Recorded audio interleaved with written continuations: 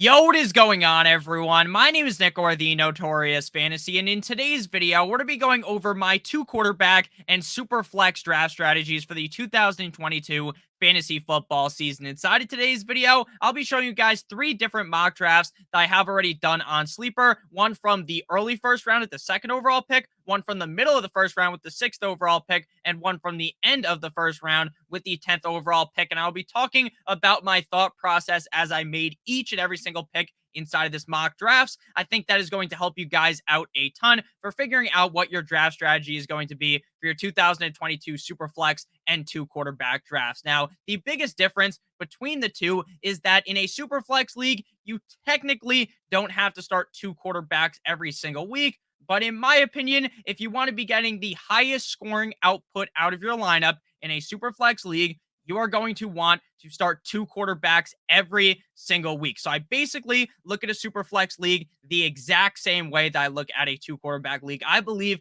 it is essential every single week to have two quarterbacks in your lineup, one at the quarterback spot and one at the super flex spot. But before we do a deep dive into this video, I would like to ask that if you guys do end up enjoying today's video, that you please make sure to hit that subscribe button down below if you're new, and whether you are new to the channel or not, please make sure to hit that like button down below. It would help us out a ton. And if you would like to follow me on Twitter, please do so at Notorious FNTSY. So without further ado, let's get on into it. So we will begin with my draft from the early part of the first round at the second overall pick. Now, with this draft, I decided to go with the early quarterback draft strategy because at the number 2 overall spot, I really like to get a quarterback here. I feel as though when things swing back to me, there is a chance that there may not be a quarterback that I am in love with at the 211. So I went ahead and just drafted a quarterback at the 102. Now, which quarterback did I select? As you see on the screen, obviously, it is Patrick Mahomes. Could you have taken Lamar Jackson, Kyler Murray, Justin Herbert? Yes, 100% you could have at the 102. My pick, though, my second ranked quarterback this season is going to be Patrick Mahomes. I really do not think that Tyreek Hill leaving is going to decimate all of Patrick Mahomes' value. But if you liked a different quarterback, you could have taken one there. You certainly could have went running back or wide receiver as well. But in my opinion, at the 102, with how long it takes for things to wrap around before I get to pick again, I certainly wanted to lock in my number 1 quarterback because, again, in a super flex, in a 2 quarterback league, the quarterback position is just so important to your roster. So after that, we see kind of a barrage at the quarterback position after we go Patrick Mahomes. There are some running backs and wide receivers as well. And by the time things swing back around, I am confident enough in Tom Brady to take him in the second round. After Tom Brady, we see quarterbacks like Rodgers, Derek Carr, Kirk Cousins, who I think, and Trey Lance, who are perfectly fine quarterbacks that you could be starting every single week and who have top 10, top 5 potential in a potential solid matchup. But I feel a lot safer with Tom Brady. I thought there was a chance that the Josh Allen team took Tom Brady. So I just went ahead with the 1-2 pick of the draft with my 102 and my 211. I wanted to go back-to-back quarterbacks, so I selected Tom Brady. Then after that, I am fine waiting for my third quarterback for a while. Now, there are going to be leagues where the third quarterback is selected in the 8th round for some team, in the 9th round for some team. So you need to make sure you are paying attention to every single team in the draft and figuring out how many quarterbacks each team has, because you don't want to be stuck sitting there and being in a position where your third quarterback is a guy that may not even be starting by week 5, right? If Trubisky is your quarterback, sure. If you're taking 4 quarterbacks, Trubisky is fine, because I think Trubisky is going to start at least a couple of games and maybe he'll start the whole season. But you really don't want him to be your quarterback number 3. So try to keep your head on a swivel in these drafts. I selected my third quarterback in the 12th round. That may not be possible in every single draft. So I got my 2 quarterbacks. Now they're out of my mind, basically. I got Mahomes and Brady. These are 2 quarterbacks that can finish inside the top 5, in my opinion. So now I'm just hammering running back and receiver. I go with DeAndre Swift. I go with James Conner to fill out my top 2 running backs. I like DeAndre Swift a ton in 2022. I think we are going to see DeAndre Swift put up yet another great season as long as he's able to stay healthy. I think this Detroit Lions offense is underrated. The defense isn't amazing. And then we go with James Conner. I understand that James Conner's stats were heavily elevated last season by the touchdown total, but I think without Chase Edmonds there, we're going to see a lot more productivity out of James Conner in 2022. Then I just went on a wide receiver brigade. I don't love the running backs that are going in the 6th, the 7th, the 8th round. I just don't want to pull the trigger too early on these running backs. So I just waited. So I go with Michael Pittman, Chris Godwin to stack with Tom Brady. I don't think stacking is necessarily 100% something you have to do. And a stack is basically taking the quarterback and the wide receiver or the tight end on the same team, or in some cases, the running back, right? You could technically stack Justin Herbert with Austin Eckler, but I get Tom Brady and Godwin. I understand Godwin isn't a lock to go week 1, but once Godwin is healthy, could he be a top 10 receiver in points per game from that point on? Easily. So I like Godwin a ton. After Godwin, Brandon Cooks, Drake London, and Gabe Davis. Going for the upside there after I secure Michael Pittman, Godwin, and Brandon Cooks, because I think those guys are pretty safe. Obviously, Godwin's not the safest because he's not healthy, but you get what I mean. When he's healthy, I think Godwin's going to dominate. So then I just hunt for upside. And then after that, I realize, hey, I need to get some running backs on my team. I already have Swift and Connor, who are going to be kind of my 2 running backs that are kind of the guys that are locks every single week in the lineup. And then when they're on bye or if they get injured, I have other options. So I go with Ramondre Stevenson, who he's not going to be the number 1 running back in New England, but there's a lot of talk about how he's getting a lot more starting time with the ones in training camp right now. So he could easily see a little bit more playing time this year. And Damian Harris is terrible at pass catching. So Ramondre Stevenson could slot in a solid role there. Then I go with Damian Pierce. This is a swing for a home run, basically. Damian Pierce is on the Houston Texans. I understand that team sucks ass on paper, but Damian Pierce is a talented enough running back to be the number 1 running back on a team that doesn't have a clear number 1 running back. So I'm going to go with the upside there. Then I go with Daniel Jones again. You kind of have to get 3 quarterbacks. Then I go for the upside at the tight end position. I do not, in a super flex league, view the tight end position of big importance. The quarterback position is so important here that while in some drafts I will take Pitts in the 3rd or 4th round, I'll take Andrews in the 2nd round, I'll take Kelsey in the 1st round, you will not catch me drafting one of these early round tight ends in a super flex league. I just do not believe it is worth it because the tight end position, in my opinion, is not as valuable in a super flex draft. So after Everett, I go with David Bell, and I close out the draft with Mark Ingram. If Alvin Kamara is suspended, I really think Mark Ingram has a shit ton of value for the first couple of games of the season. So now we are going to go ahead and pivot to our next draft at pick number 5. So when we move to this now, or pick number 6, I should say, I apologize. So at pick number 6 here, things are a little bit different because in the first couple of picks, the picks 101 through the 105, I feel very comfortable taking a quarterback. But after certain guys are gone, I'm more comfortable just taking a receiver. I like Kyler Murray a ton. I think you could take Kyler Murray at the 106. But I don't think in every single draft we do for the sakes of this video, we should be taking 2 quarterbacks right off the rip because then I'm just showing you the same strategy a bunch of different times. I think it's good to show off a variety of strategies. So Jonathan Taylor, Justin Herbert, the pervert, Josh Allen, Lamar Jackson, Pat Mahomes, and then I go with Cooper Kupp. So here, you could certainly go with Christian McCaffrey or Austin Eckler or Cooper Kupp. I went with the receiver. Normally, I go running back in the first round if I'm sitting there at the 106. Again, wanting to do some things a little bit different. So we go with Cooper Kupp here at the 106. A very safe pick, in my opinion. Things swing back. A bunch of quarterbacks off the board. So we see Joe Shiesty, Joe Burrow, Kyler Murray, Jalen Hurts, Russell Wilson. Then I go with Dak. Again, in a 1 quarterback league, am I going to reach on a quarterback like Dak Prescott? No. I like Dak Prescott, but, my mouth isn't watering to select him. But in a 2 quarterback league, I think if he's able to stay healthy, which he wasn't really last year, I think we could see a lot more consistency out of Dakota Prescott. I think Dak could have an excellent 2022 campaign with the Dallas Cowboys. So I think Dak's a fine pick in the 2nd round, just not a guy I'm reaching for in a 1 quarterback league. After that, we see 2 more quarterbacks in Matt Stafford and Tom Brady. And then this is the point where it's basically Trey Lance, Aaron Rodgers, Kirk Cousins, Derek Carr, or bust. Meaning, if I don't get one of those quarterbacks after all the Big 10, 11, 12, however many of those guys have been gone, then I'm just going to wait because I'm not reaching up to select one of these other quarterbacks in a lot of situations. So I wait. I say, I'm going to draft Aaron Jones. If one of these guys doesn't fall back to me, then I'm fine just waiting on quarterback. But I ended up getting Trey Lance, who I like a ton. Now, Trey Lance, his passing ability, we've yet to really see how good of a passer this guy is. He does have a lot of weapons, though. George Kittle me Timbers, Debo Samuel, who is kind of having one of those holdout scenarios, but it's not a holdout because he's not chilling at home. It's a hold in because he's technically at camp. He's just not participating. George Kittle, Debo, Ayuk.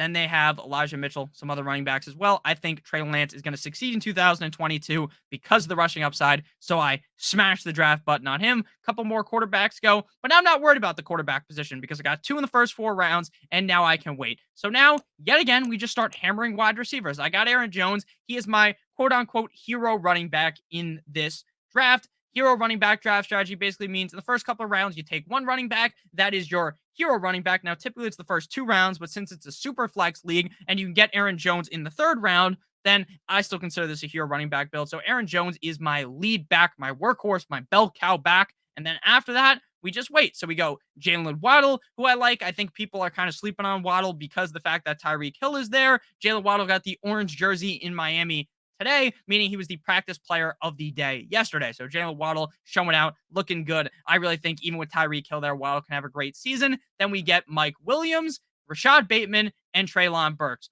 Mike Williams is definitely risky, but you do not win your league playing safe, especially in the middle round. So Mike Williams, the upside this guy has on any given week in this Chargers offense is immense. And I already have some safety with Waddle and Kupp. So I like Williams. I think Bateman pretty risky as well. We haven't seen him do too much in the NFL, but we did see last year Hollywood Brown really show out as the wide receiver 1 in Baltimore. So I think that Bateman, given that role, could really be dangerous in 2022. Then we go for a rookie in Treylon Burks. There was a lot of negative press about him a couple of weeks ago, but more recently it's like the asthma problem really isn't all that big of a deal. So Burks seems like a smash pick in the middle rounds. Then since we have Aaron Jones, we kind of have to hammer in on some running backs, Devin Singletary and Melvin Gordon. I think that either of these guys could be a serviceable running back to week in and week out, depending on the matchup. Obviously, Melvin Gordon doesn't have some crazy upside because he is behind Javonte Williams, but if Williams was to get hurt, Melvin Gordon could legitimately be thrusted into a role in this offense where he is a top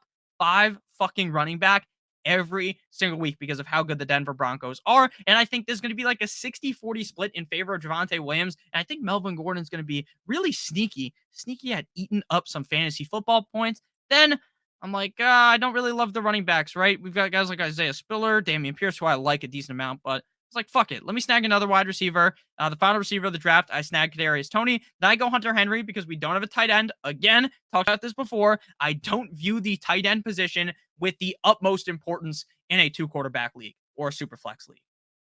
In a normal redraft league, again, I'm fine pulling the trigger early on one of these tight ends, but in a super flex league, I just don't feel like having a guy like Hunter Henry who might score 9 points a game over having one of those other top elite tight ends. I don't think it really matters that much. Whereas I think in a 1-quarterback league, especially smaller leagues like an 8-10 team league, having that positional advantage at the tight end position is of the utmost importance in my opinion. But in a super flex league, I'm going to be honest with you, I just really do not draft a tight end very highly in these leagues. And I think it's also fine to just draft 2 tight ends, right? If you're not super comfortable with a guy like Hunter Henry, who I am, right? I think Hunter Henry is going to have a fantastic year yet again. He is a touchdown-dependent tight end, but he scores a lot of touchdowns, so I'm pretty confident with him. If you're not as confident, then you swing things back around, and instead of taking, maybe you don't take Toney, and instead you just take 2 tight ends back-to-back. That's fine with me. After Hunter Henry, I go with Carson Wentz. Carson Wentz is one of those quarterbacks that, look, he's not exciting at all. Not exciting at all, but you need to get 3 quarterbacks.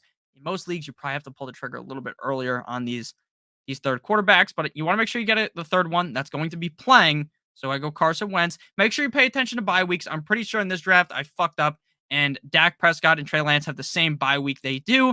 But obviously, I made sure when I selected my third quarterback, Carson Wentz, that he had a different bye week. So I'm going to be stuck with one of probably these wide receivers that I drafted as my super flex that week. Things could be a lot worse than that, though, obviously. So I'm fine with that. But I would recommend that you do pay a lot of attention to the bye weeks of your quarterbacks in these drafts. In like a redraft league, it's important as well. But here, it is very important. So after Carson Wentz, we see Raheem Mostert. I really do think Chase Edmonds is in the driver's seat to be the number 1 running back on the team. But I think there is the upside of Mostert to have those crazy big plays, those crazy big games. And he has played with head coach Mike McDaniels before, obviously, in San Francisco. So I'm pretty confident in Raheem Mostert being a solid, deep dart throw in your draft. And that one was Zamir White. We don't know too much about the situation in Las Vegas. I personally think Jacobs going to be the lead back.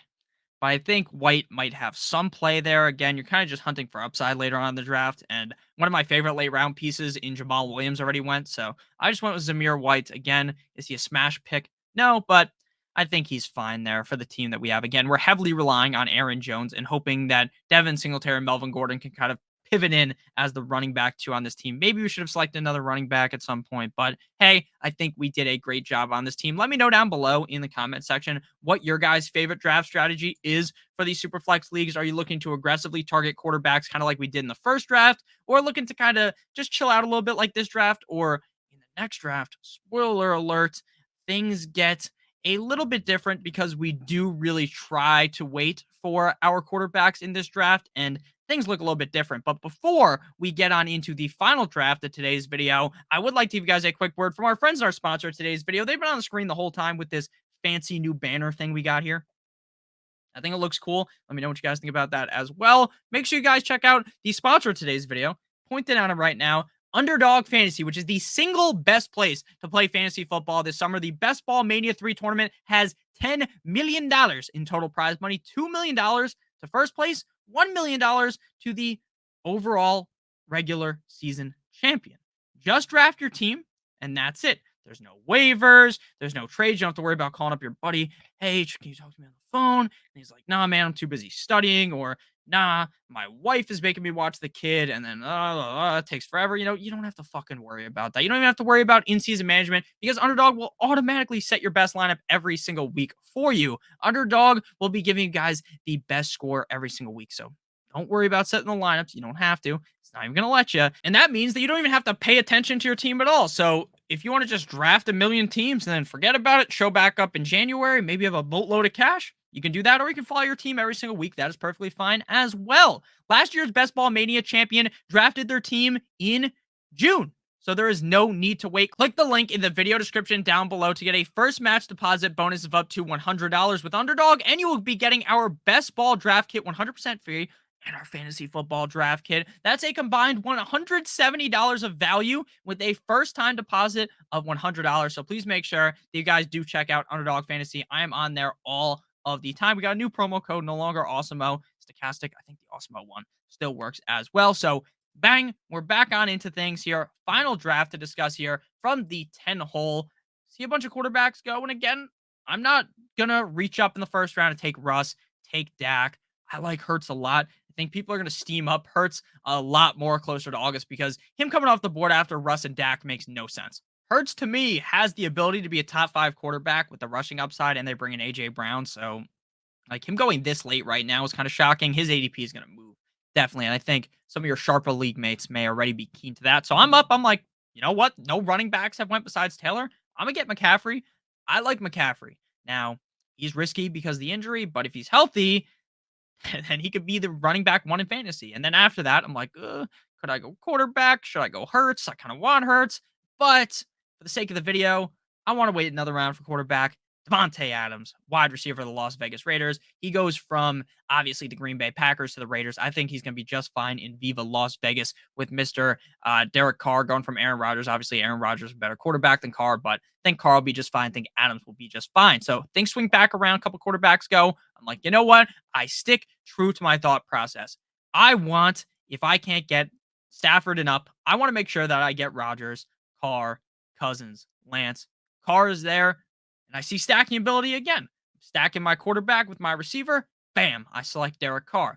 After that, we're going wide receiver heavy again. We're going Mike Evans. We're going DJ Moore. And then we get to a point where it's like, if I don't draft one of these quarterbacks, now I don't love Trevor Lawrence, Tua Tagovailoa, Matt Ryan, but if I don't draft one of those guys, I personally believe, do I really want to draft Mac Jones? Do I really want to draft Deshaun Watson, who's probably going to miss half the season with the suspension? The answer is no. So just pull the trigger on Lawrence. Lawrence is probably one of the most fascinating players of fantasy football right now, right? Because Lawrence was so fucking bad in his rookie year compared to what he should have been, compared to what he was drafted as, compared to what we saw in college, that it was almost shocking. To me, it was shocking how bad he was. But you can attribute a lot of that to the fact that the head coach of the team was the dunce Urban Meyer, the fact that the wide receiver core there wasn't like elite. I mean, it's not fantastic now, but it's certainly a little bit better. So I think Lawrence with Doug Peterson in 2022, we see that leap up. And I think Lawrence is a perfectly acceptable pick in the 6th round here. Obviously, he's much more of a late round pick in a 1 quarterback league. After Lawrence, we go ahead and get Allen Robinson, Michael Thomas. Now, I saw a video of Michael Thomas. He looks perfectly healthy. Michael Thomas also tweeted, all you fantasy doctors, basically, you bunch of dumbasses. Um, you were saying that I'm not good. I'm perfectly healthy. Basically, that's like a paraphrasing of what he said.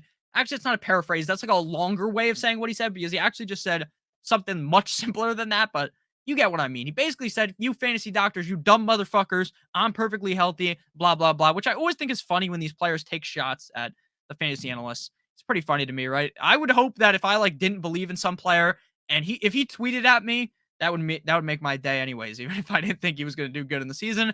After that, I realized, you know what? I got my workhorse running back. I got my hero running back again, McCaffrey. Now let's hammer on some running backs. I go Penny.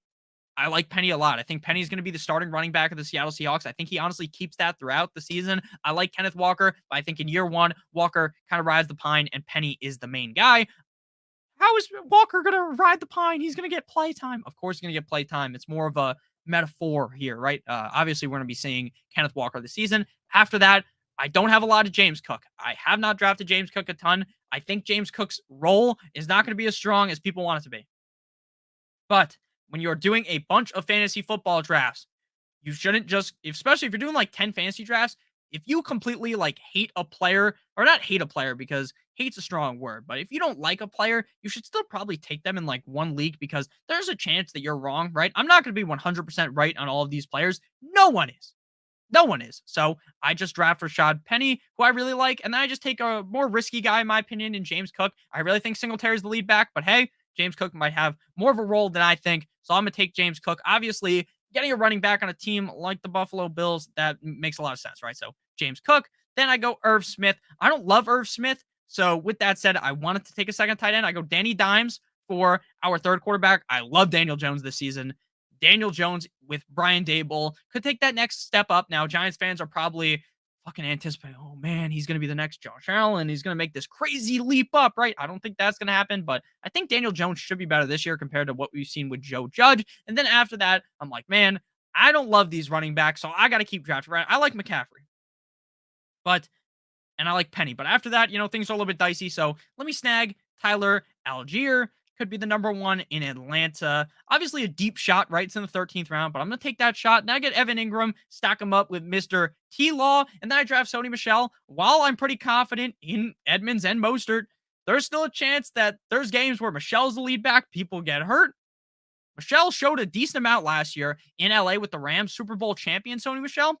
I'm fine drafting him in the 15th round. I think that he's still got some left in the tank. So thank you guys all so much for watching today's video. Let me know what you thought about today's video down below in the comment section. Let me know if you thought today's video was helpful. I have done a video already talking about kind of my super flex draft strategy and 2-quarterback draft strategy as a whole. So I wanted to do something a little bit different where instead of just a lot of talking with really nothing on the screen, I do a lot of talking as per usual, right? I'm a very talkative person. There's a reason why this is my job, right? Because I like fucking talking. But one with graphics, one talking through drafts that I already did. I figured if I tried to do 3 drafts in a row, like on the stream, like or on the video, trying to do 3 in a row, it would have been a disaster. It would have taken so long that I think just doing them beforehand and then talking about them, I think that's just as helpful. So let me know what you guys thought down below in the comments. Make sure you guys do check out that link in the video description. If you're new to Underdog, make sure you check that out. It would really help us out a ton. It's going to help you too. You get the best ball draft kit as well as the fantasy football draft kit. I love you guys all so much. Hope you guys have a great rest of your guys' day. And as always, good boy.